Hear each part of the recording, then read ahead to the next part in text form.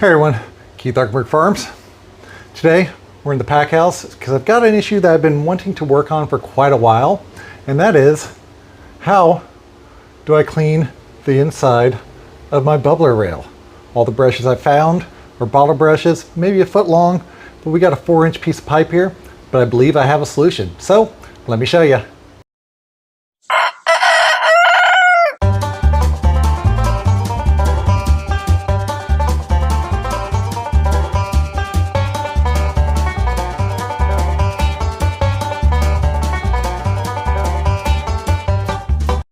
Now, for anyone that's not aware of what a greens bubbler is, very simple market garden tool. Get a tank. We have stainless steel ones. These were actually custom built for us. I think they ran about $400 a piece, which not bad. Could have been cheaper. You can also use regular water tanks, pick up from your local farm supply store. Then you need a spa bubbler. Have it come down. You need a knuckle to be able to take it apart and put it back together. So there's a fitting that screws over this, and they're flat in the middle so I can pull it apart. I did have this set up to do both sinks, but I found I really don't need it, and I've just really never replaced a full tube down. Then at the bottom, we have two rails. A rail across one side, and then a rail across the other side. And these are our holes drilled. I'll turn you around and show you that. So these are 1/8 inch holes drilled at 2 inches across the top and 1 inch across the side. The reason that we have them spread like this is to get a nice bubbling effect going when we're actually washing our greens. Pretty simple. We turn it on, it starts to bubble.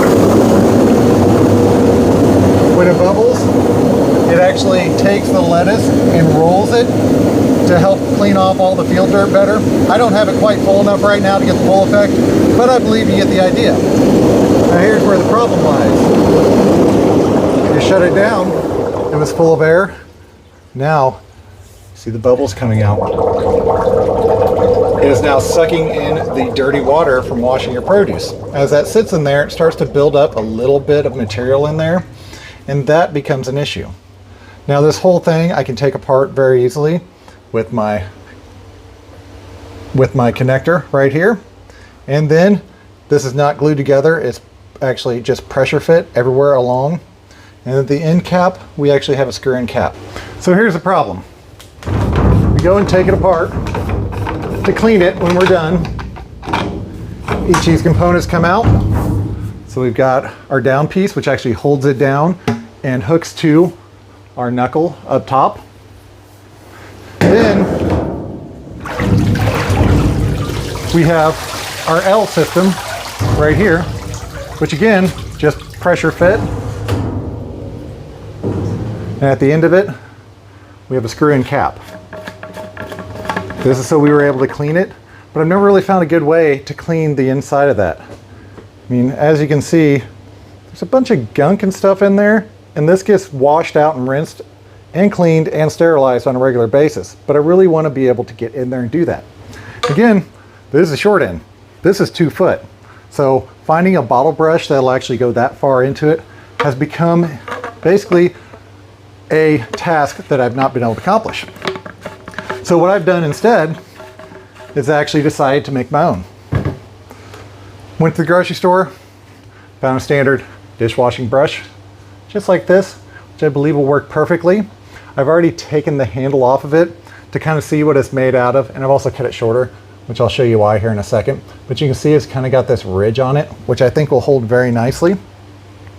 My idea is take PEX pipe, because I happen to have a PEX expander, and then use a ring and actually connect it on to the end of it like that. You can see how much inserted into the pipe, and that is where I actually cut it off. So we would get that much past that knuckle.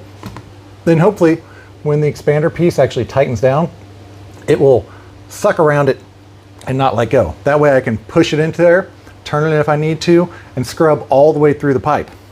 So we'll put this together, show you real quick, real easy.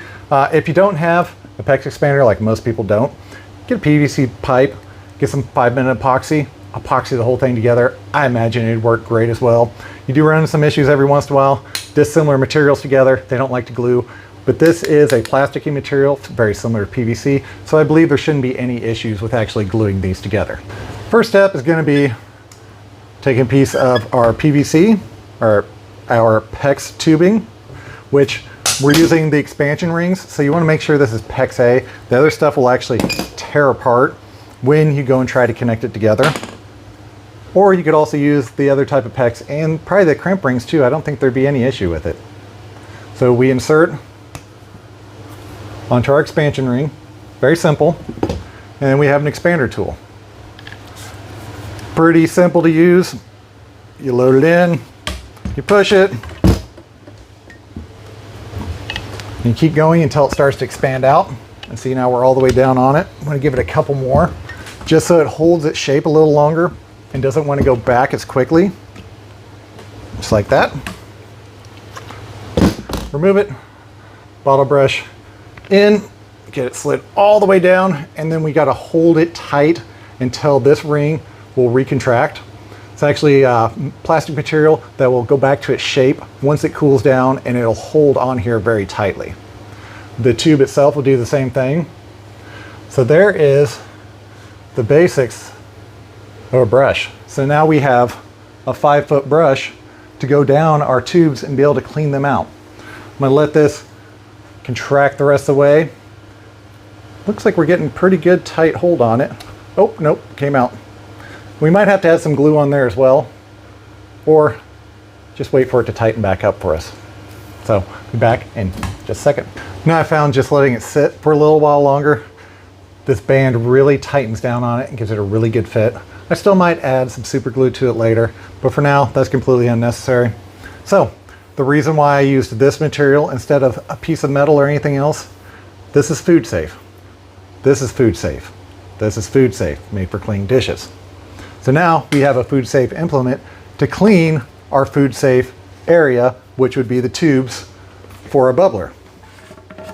Now I did notice one thing when I was originally mocking this up, is that this brush head has a lot of really forward-facing brushes, and getting it started in here, it's extremely, extremely difficult.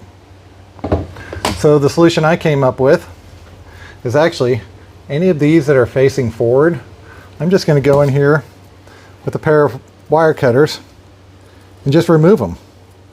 Just go in and clip. And we can start to move these off the end of this. So what we'll be left with is only the bristles that are pointing directly up and down here. See where I removed those back to this point? So I'm going to trim that over the trash can because it's throwing stuff all over the place, and I don't want to clean up all that stuff if I've got a trash can right there. As you can probably gather, the first recording of this ending didn't work right because the audio cut out. And as you can tell by the wardrobe change, it's much colder outside right now. But here is our finished brush. Pretty cool. About 4 foot long now, maybe a little bit longer, maybe 4.5 foot. Trimmed off all the bristles on the end there, so we just have the ones facing sideways to fit into our bubbler tube. Pretty simple. It's still a pretty tight fit because this brush is brand new and I haven't really worn it down yet. So get it in, give it a push through, pull it back. I can twist it as I go, and that way I can really get the inside of this thing scrubbed down and looking good. After this, I'll go through, rinse it at the sink. Yeah, all in all, nice, simple tool. About $5 for the brush, near $5 for a full length of PEX pipe. Probably get a 4-foot piece for about the same. Use PEX expander rings, you can use glue, work just the same. But the point is of having a long handled something to be able to scrub through my long tubes on the bubbler to keep them food safe. Again, food safe. The piping is food safe, and that is the goal, is to have food safety out here. We don't want the sludge building up inside of there, causing anything that can contaminate the batch and continue through the process day over day. That's how you end up with recalls. How do you think they recalled all these carrots lately and zucchinis and other things and cucumbers?